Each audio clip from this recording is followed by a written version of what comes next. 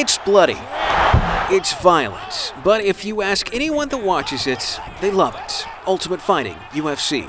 Mixed martial arts, MMA. Some people look at it as like, human cockfighting, MMA. I look at it as it's an art.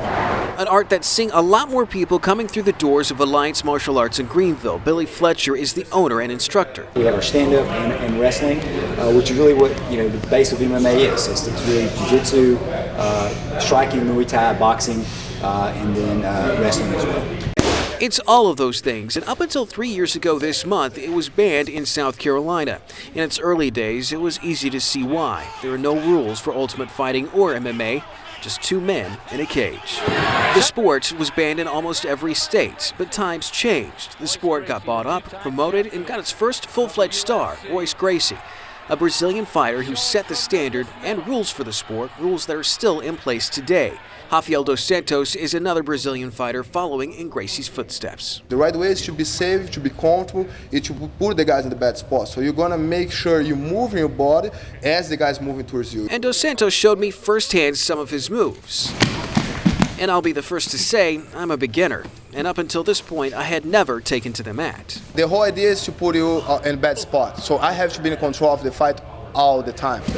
And he did just that with the arm bars and the triangle hold. To say the least, it was uncomfortable. Granted, I didn't get the full MMA treatment, and part of the reason MMA was approved in South Carolina in the first place was so things like this could happen in a safe environment, one that Fletcher argues is safer than most other contact sports. You look at boxing, for instance, not taking anything away from that. In boxing, you can get knocked down multiple times in a bout. So there's a lot of trauma. You get back, you get a 10 count, you get back up, and then you go at it again.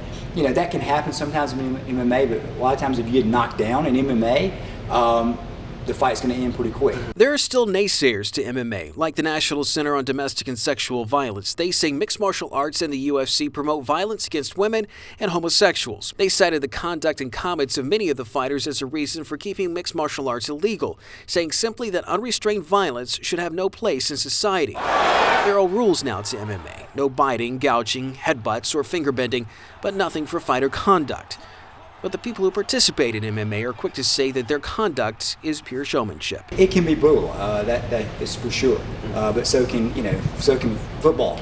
And any other, obviously, fighting sport. And in the ring, there's only one goal: to make the other person submit, no matter how big or small. Case in point, this is Fox Carolina photographer Rob Baker. As you can see, Rob might be bigger than Billy Fletcher, but Fletcher was able to pin him down with no problem. The worst thing that someone can do is actually show off their macho maleness. That's the worst thing they can do. I will make sure I beat their much more than the ones who come here humble. With the sport becoming more popular on television, there are more people entering classes like this, wanting to know how to be a mixed martial artist. Fletcher believes once people see how MMA and the UFC have evolved, they won't be so quick to judge. It's not considered, a fringe sport as much anymore. It's considered more mainstream, and I think as people, are able to watch it, and especially if you have good commentation on the fights and so forth, as the audience becomes more educated, the sport will continue to grow.